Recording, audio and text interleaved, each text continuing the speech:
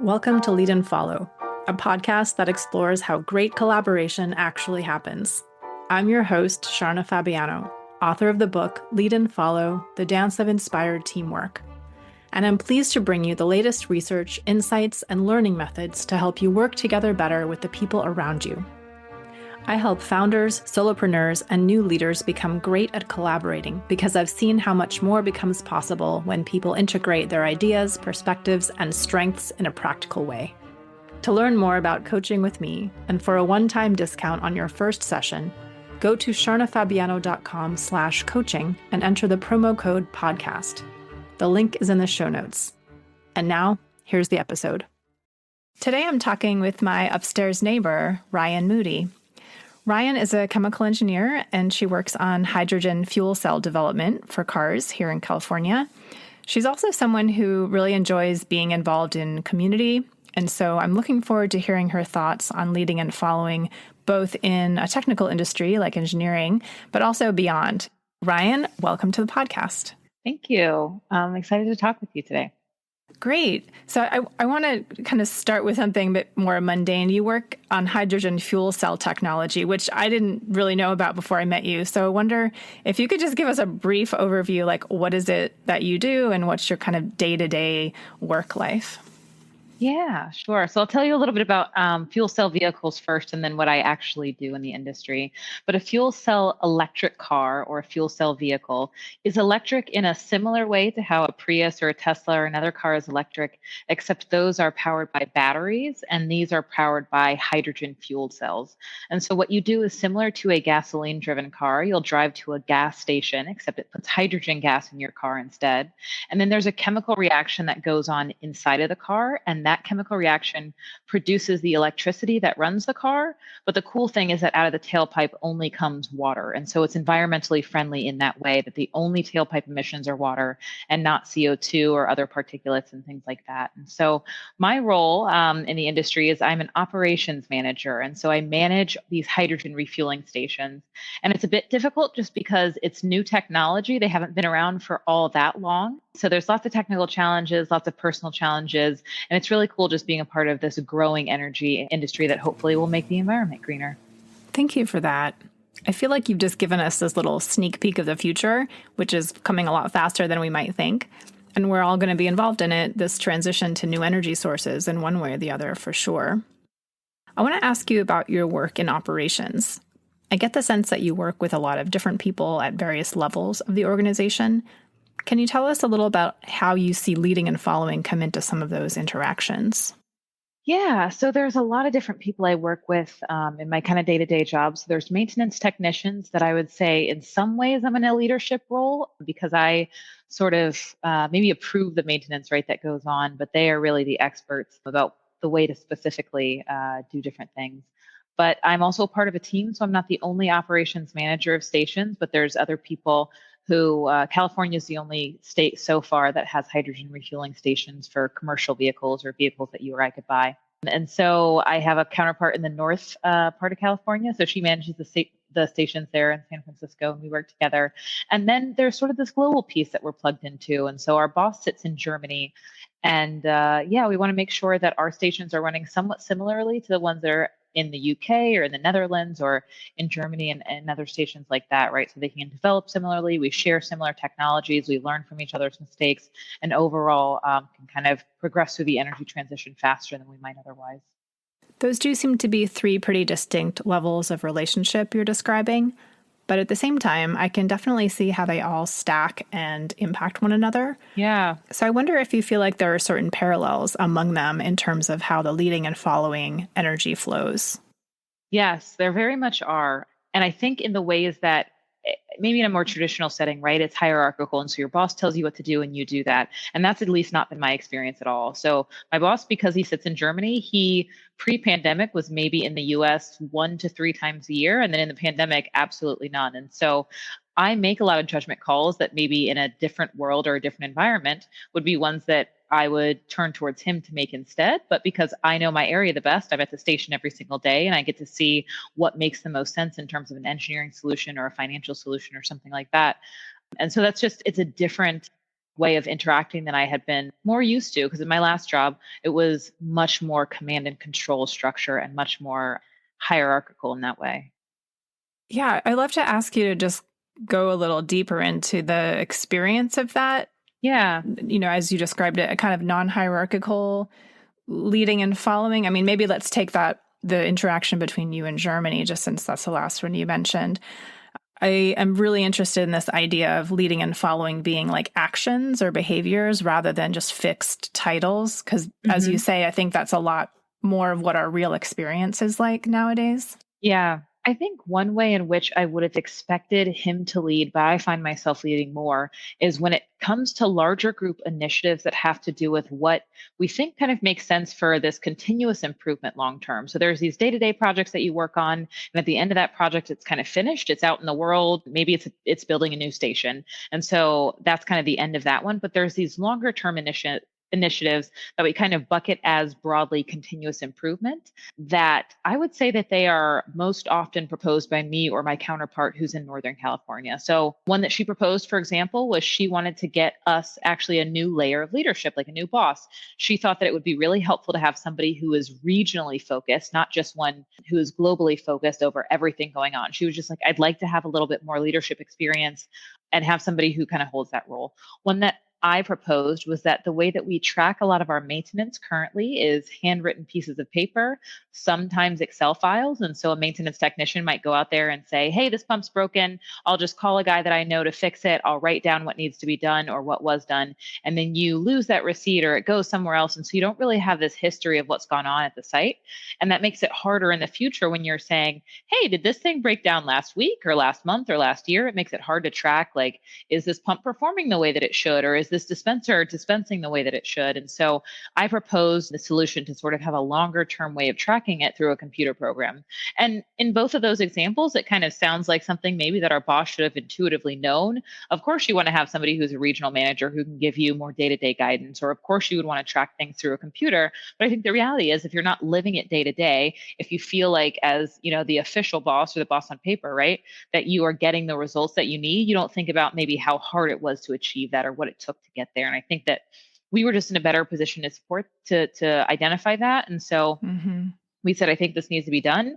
These are the resources we need. We either need money, we need you to carve out time in our day that we can spend on this. We need you to give us more people who can work on this. And then, yeah, it was able to kind of happen from there. That's a really good point you're making about leadership coming out of lived experience. Yeah. I think it's almost like something I've heard a lot, but it all, bears repeating. It's like really when the solutions are coming out of something you see every day that you have that kind of boots on the ground experience with, it's almost always more meaningful. And it sounds like your official boss, right, in Germany is open to receiving those. Yes. Right. Which would be, I guess, bringing in the followership piece, right? Whether it's an official, title leader or someone who you would think of as a follower, is the ability to follow, to listen, to receive these solutions is really important. Could you describe that part a little bit, either as you observe it in your boss, or I absolutely moments that you've been in that role yourself, and like the importance of that, or in any way kind of longer term? There really has to be consent on the person who is following. Maybe in a very short term or really kind of you're under the gun type scenario, you could force somebody to, do what it was that you wanted in the workplace or something like that without their buy-in. But really, if you wanted it to be a kind of longer term thing, it would require that. And so one thing that kind of made me think of was relating to the maintenance technicians. So I can very clearly tell if the station is not online, because there's lots of customers outside saying, Ryan, I need hydrogen fuel. My car's not going to go without it. Please turn the station back on. But really beyond that, the maintenance technician is much more knowledgeable than I am. I would kind of consider the domain in which that I feel most empowered to make decisions is things that are consistent trends across all of the stations in Southern California, for example, or things like where might be the best ways to spend our budget over the next 5 years. But in terms of the specific reason why this pump is vibrating and it's moving out of tolerance of the vibration range that we programmed, or why the concentration of methane in parts per billion is a little bit too high and how we need to fix the the filtration system to sort of accommodate for that, that is absolutely a domain in which the maintenance technician is much more knowledgeable. And so he will say things to me like, Ryan, we need to keep 2 spare hoses on site because I know that the way that the manufacturer says maybe they should last for 10,000 cycles, but the way that customers use them, they only last 5,000 cycles. I've been there, I understand that. And so I think that we should buy this part. And that requires consent on my part to say, yes, I will follow your direction here. Let's order the part together. Because if he sort of banged on his drum and continued to say that, and I did not, if I didn't sort of buy into that idea, or I didn't sort of allow myself to follow in that way and admit that I am not the expert in that area, what we either do is I would never have kind of conversations so that I can hopefully learn in that area and become better over time. We might not order this part. And so then when the hose breaks or we have some kind of issue, the station is down for much longer because we never listened to him and we started the buying process later. Or, I guess in an alternative, maybe he kind of goes rogue and buys it anyways. So none of those probably create workplaces that you would want to work in, certainly don't create workplaces that I would want to work in. And so there's absolutely that, like, in the communication, you have to agree to follow. You're not sort of just put behind somebody or put alongside them to follow their idea, but you have to agree and sort of want to in some way as well. I really love the connection you made between followership and consent. Yeah. It's not a word I think I might have immediately chosen, but it really resonates for me because it reminds me that even if you're in a following role, even for like 5 minutes, you're agreeing to be there. Like you actually have agency there, and it's a choice that you need to make. And if you don't make it, there are consequences. Absolutely. Right. Maybe not immediate, but it has an effect, right? Like your choice to consent to listen and to be, as you said, be willing to acknowledge someone else's domain expertise. It's like a very consequential decision I think we sometimes overlook. Yeah. No, I mean, it makes me think of something that I had read, and this was a while ago, but talking about accountability and how accountability sort of also requires consent, that like, I can't hold you accountable to a thing that you did or a thing that you say if you don't sort of also buy in and say, yeah, I did this and I sort of agree, and I'm going to maybe try to do something restorative in the community to sort of make up for this, or I'm going to do some education on my own or something like that, that just maybe shouting at somebody, labeling something at somebody, tweeting at somebody is not true accountability, right? It requires their follow through. And I think same thing for followership, I should say, is that it does require more of a conversation than you might imagine. Followership is obviously something you have thought about or raised your own awareness around as part of this dynamic. I wonder if you could say anything about how you did that, like how you learned this. Was it just natural for you? Does it come from some other part of your experience and then you brought it into your work? Or I don't know, where did that come from for you?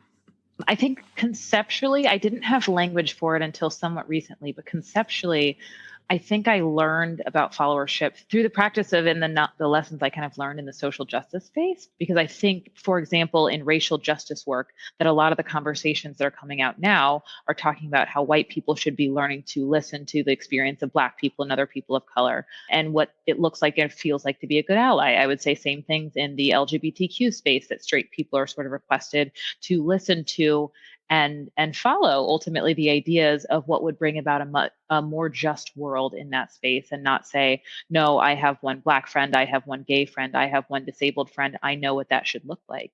And so that's kind of how I was introduced to the concept, but yeah, I didn't have language for it at the time. I really like thinking about being an ally as a follower role. Yes. And by that, I mean as an active and equally valuable partner to leadership. So that as a white person, for example, I can be a follower in partnership with those who are leading the movement for Black lives or the movement for Black liberation. And that this is not a lesser position, but it is a different position. Yeah. And that generally it's the more useful position for someone like me to be in. And so I experienced that almost like a relief to understand that doing something meaningful and impactful doesn't mean necessarily being the leader. Yeah. Although that's, of course, the message we've all absorbed from our culture. Yeah. But it's not really true, especially in an example like this, where if I want to be an ally to members of a community that I am not part of, then really the only way for me to do that and to be effective is to find a way to occupy the follower role. I think it's so easy to feel either enraged by societal injustice or to feel empowered to take action. It's so easy to sort of charge in there and I don't know if it's do the wrong thing, but do something that maybe is not in the best interests or desires necessarily of the community. And I feel like listening is a key part of that. Two identities that I think I had just never given enough justice to or given enough space sort of in my mind relate to the issue of fat phobia and ableism, where I don't think I had ever thought about size privilege or thin privilege that much growing up, even though most of the, I would say, girls and women now I knew had body issues in some capacity, but I thought it was kind of an even handed thing. Like we all struggle in the same way that I've had white people say to me, oh, we all have felt excluded for some reason. Why is it worse that you got excluded that you're Black as opposed to some other reason, right? So when I first learned sort of about fat phobia and also ableism, I thought, oh, I know the right way to include people. I would say an example in ableism is that I called people differently abled for a while. I thought that was sort of the most respectful way, or a person with disabilities. I thought using that sort of, they call it person first language, was more recognizing of their humanity. As I've delved a little bit deeper into disability justice work, and this is, terminology is literally only one way that you can try to make a difference.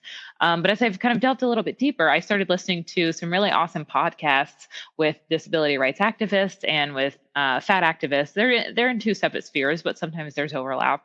And I heard a lot about the community embracing the term disabled, and that it's something that they, in many cases, obviously, you should ask people what they'd like to be called in the same way you should ask for people's pronouns.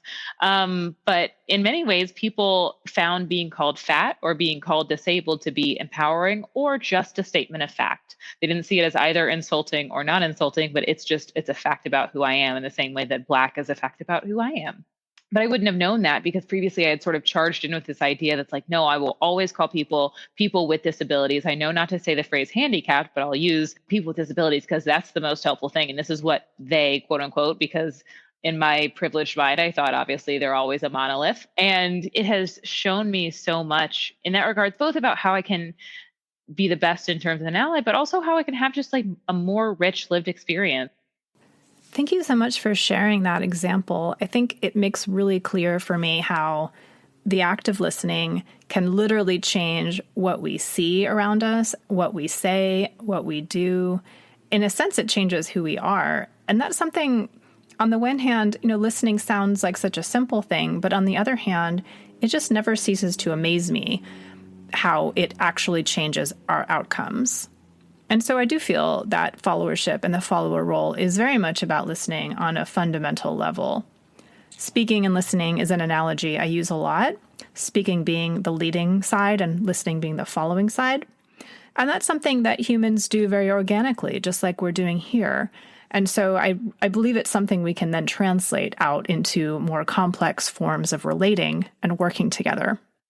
Part of what your story reminded me of is that there's a need to slow down. Yeah. When we put ourselves in that role, whether it's in a social justice space, learning about a community or a set of identities we're not familiar with, or even, in work, like, I don't understand what's wrong with this pump. Let me slow down, listen, right? And then make a decision or then, support a decision. Yeah. And that slowing down, there's a lot of resistance around that. I feel that in myself. I'm like, I just want the answer. I want to fix it. I want everything to be good and I want everyone to be happy. And it's not like that. I feel like increasingly, the more I learn myself, that I just need to really be okay with time. Yes. And I think listening does teach you that, and deliberately putting yourself in what I would call a following role, where you're taking in information, you're receiving. Mm-hmm. That takes some time, but it's really worth it. Yeah, no, I fully agree. And I think as you sort of take that in, sitting with the discomfort that not taking action or not moving quickly requires in you, I have learned a lot about myself and the way that I process, and ultimately a lot more about whatever issue it was that I was trying to learn about. And so, and at least for me, I don't know if others feel this way, but for me, it has always felt super comfortable to have an algorithm of like, or a list of these are the do's, these are the don'ts. This is the exact way to do it. But like real life has so many more complicated situations, like at least through the lens of race, it's like, it's more than just don't say the N word or don't openly be barring people from opportunities because of skin color, right? It's so much more complex than that. But it's funny because as you were saying that and sort of being okay with taking more time, it was just reminding me of the way that I have now tried to learn or try to learn with my partner how we like take vacations, because I think the way that we vacation is a little bit different, I should say, from one another. I am somebody who really likes planned fun. And I know that sounds very like not fun, but if I'm on a vacation, I really want to like maximize this time. So I might be, oh, we're going to do this for breakfast. This for lunch. This is the activity after lunch. This is how much time we need to let it rest before we go into the pool. These are, all this kind of stuff. I very much plan these activities well. And my partner is very much a like mosier. And when I do mosey, I feel like I plan like, okay, we have 2 hours for moseying. I am not really one who, just kind of wings it. And I think probably in part, honestly, because our society allows such little time for this vacation, right? That I feel all this pressure and this like scarcity mindset of like, I must maximize every second. And so 2 years ago, we were having our anniversary and we decided to go on a hiking trip together because we're not really much one for like expensive gifts or fancy restaurants or anything like that, but we love to spend time together doing things we haven't done before. And so we were going camping to this place called Enchanted Rock in Texas, and we needed to light the fire for the night because that's how we were going to both stay warm and cook food and that kind of stuff. And so we got to the campsite and we realized that we didn't have any logs. And at the beginning of the national park, there was this box where we could buy logs. And so we get to this box where you can buy these logs, and the box is locked because we've now come a little bit too late. And then we drive to the closest station and we say, okay, we've got to leave the park. Unfortunately, the box with the logs was locked, but we can go to the closest gas station. I'm sure they have it because they're right by a national park. And so we get there and they said, oh, sorry, you can't get any because we are out. And then we go to the second place and the second closest gas station that we've now found on Google, and our battery is going a little bit low. They say, oh, we do have some, but we only take cash and we don't have an ATM on site. Maybe you can go somewhere else to go to the ATM to get some cash, to get some logs, to go back to your campsite. And so we're doing all this. And I am sort of, as we slowly go through like barrier after barrier after barrier, just to kind of meet our basic needs of like heat and food, right, in this one moment. And this anniversary trip that's supposed to be fun and special, not so much just like trying to scramble to get our basic needs met. And so I'm getting internally frustrated about like, why didn't he plan this? He's been camping before. He understands what a person needs to go camping and all this kind of stuff. And I'm thinking about it. And as I got frustrated, I sort of shared that feeling with him. And he said, I understand. And I think, yeah, you're correct that I could have planned this better. But sort of what is the rush? It is the middle of the day. It's not that close tonight. We've got some snacks in the car and the cooler. And frankly, all we wanted to do this weekend was just spend some time together. And so this will be, probably looking back, a funny moment that I guess I will share with my downstairs neighbor on a podcast, right? But yeah, it was like, and as he said that, I was just thinking, you know what? I really don't have to make everything so efficient. I don't have to turn on my engineering brain at all times. I don't have to move that quickly. It is okay to just pause and enjoy the moment. And in that case, to follow him, because he was the person who had planned this trip and arranged this trip, that, looking back, I'm super grateful that he wanted to sort of take that leadership role, right? Where like, I often feel like I'm a bit type A and then I'm in charge of this planning stuff. And so that he had wanted to do this nice thing. And then I was sort of really zoned in on the fact that one small detail that ultimately was not as time sensitive as I was mentally making it was going on. And so I think over time, now that we've been together a little bit longer, and also we try to meet each other in the middle and get better with the leadership followership, especially when we are doing things that are maybe outside of whatever the normal routine is or our domain, right? It's like maybe he often cooks, but like the times that I cook, hopefully he's a little bit flexible to like, oh, she didn't make maybe the steak the way that I wanted, or oh, she didn't make it, but like, it's okay. And similarly, if I'm always the person who drives us, maybe he tries to get, not upset if I'm not following the exact most quick path on Google Maps or something like that. Yeah. Thanks for sharing that story. And now, I hope that now you can look back and have a chuckle over it. But it also reminds me that, although, okay, this example might seem to be, light years away from your technical experience managing stations. But on the other hand, it also kind of reveals like an internal process right? Absolutely. That leading and following are actually internal processes that we all have access to. And in fact, we can choose, Yeah. although we might not be as practiced at the following side or the listening side or the allowing side, just because culturally it's not celebrated, Yeah. right? But it's always there and we can choose and practice it. And that there's benefit in doing that, Yeah. like, you could sit there and be frustrated, right? Because it's not going the way that your leader brain would have done it. Or you can switch into follower mode, which, if I reflect on my dance experience, that role or that way of being even is very much in the moment. It's a very embodied state. I'm super aware of all sorts of sensory information coming toward me, and I'm enjoying that process, almost like a heightened state of awareness of being aware and perceiving what's going on around me in my immediate environment. Yeah. Whereas when I feel like I'm in my leader brain, so to speak, it's more like the bigger picture, the coordinating, making things, arranging things. So I think that's valuable. And it's a way that I'm kind of thinking of our listeners now, like if people don't think of themselves as followers, right? Because again, culturally, that's not something we learn. It's a way to start to get there and to understand you have these two aspects of yourself that you can harmonize.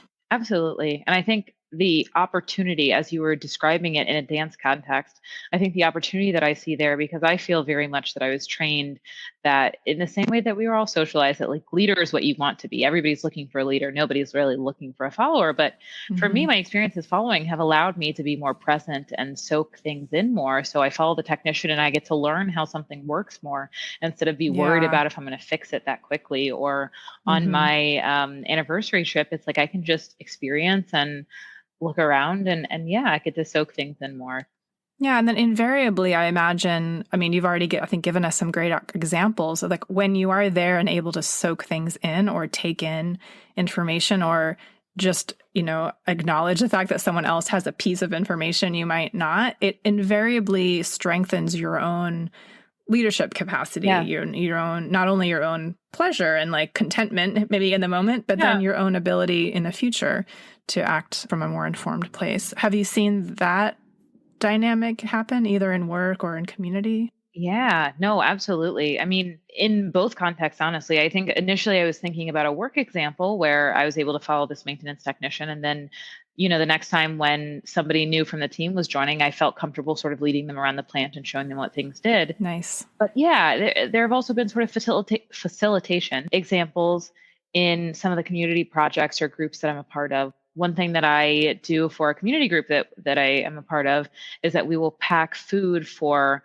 some undocumented families, some low-income families that do have citizenship here in the local area. And so we will pack food, but some of the food that's donated ends up rotten or expired or not good for some other reason. And so I often will sort of act as the compost drop-off person. And so I will collect the compost, I will drop it off at the compost collecting center. And then if people want, I will drop off compost dirt to them as well. And I think while I was leading that for a while, I think a cool aspect was that a couple times that I happened to be out, I was required to sort of follow after somebody else where they said, hey, this is the way that I did it. And from there, I learned a couple of more efficient ways to sort of run the driving route that I was normally running, which was pretty cool. But also I was able to pick up some tips from them because they happened to, and I would have never known about this connection beforehand because I had never sort of handed over that responsibility. So they had never had the opportunity to share with people there, but they got to the compost site. They realized that they had somebody who normally sort of does the composting process that they happen to know.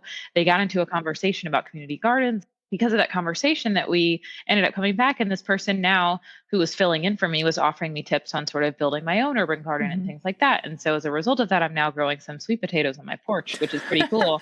But so it's like this knowledge share, this like chain of people who sort of made their way back to me might not have happened. Like maybe they would have run into each other at some other point in time, these sort of old friends and that kind of stuff, but maybe it wouldn't have happened. Right. And yeah, so it's beautiful. Yeah. I now have this image in my mind of like the follower mode, like opening this channel of this channel of knowledge that flows and then like creates other things, including plants, to grow out of it. It's like this sort of, this like portal of new experience and new sometimes, what seems to be kind of coincidental or like spontaneous Absolutely.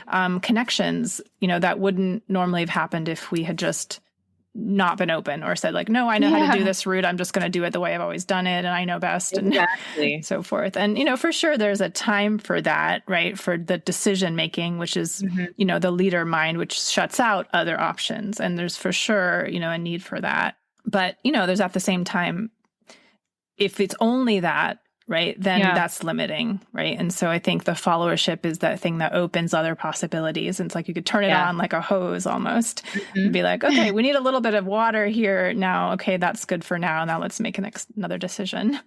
Yeah, no, definitely. And I think one thing I enjoy about your podcast in particular is that you particularly focus on the followership piece, because I think it just doesn't get a lot of airtime in other aspects of society where it's like, yes, both are good. But I think it's helpful to have one that focuses more heavy-handedly on the followership piece, just because they're, best I can tell, right, and at least in my lived experience, I don't often see that promoted. Thank you for that. And maybe, since you'd mentioned that, is there anything else kind of here as we're like getting to the end that you'd like to share about followership, anything else that's just sort of emerging now from the conversation?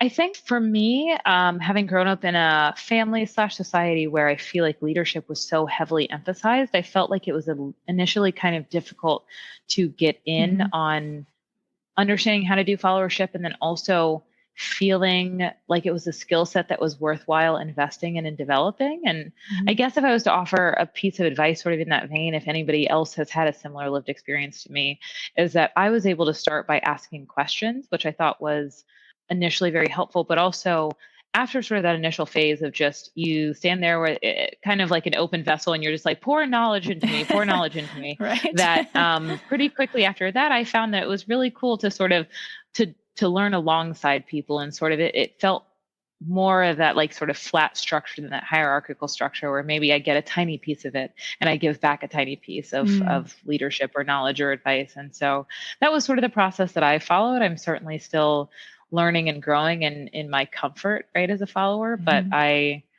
really like it. And this conversation is a really good reminder of just continuing to develop that skill set, right? Because it is a skill, a skill that you should practice. So yeah, thank you. I love how you described learning alongside people. And I do really believe more and more that that's more of our authentic state, is where, we all have something to share and then always also something to learn. And that's such a valuable insight in, anywhere, wherever you are, just to see the person in front of you, no matter what their identity, their age, their background, they know something that you don't. Yes. And so if there's an opportunity, right, again, we know there's a time for decision making and not taking in more information. We can't do that all day long. But if there's an opportunity just to know there's always something there to learn and to share, that feels that natural flow of leading and following, which just produces more goodness, better relationships, like better solutions, more holistic ways of working. Fully agree. Well, thank you again. I really appreciate your willingness to explore this across, so many different realms, like the professional, the personal, the social. Yeah. It really does bring it together for me in a new way. Thank you for having me.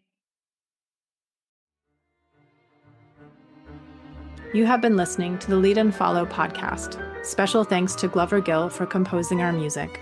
And a huge thank you to all of you who support the show. It really means a lot. If you enjoyed this episode, please share it with a friend or consider joining the Lead and Follow fan club for as little as $3 a month. There's a link at the bottom of the show notes.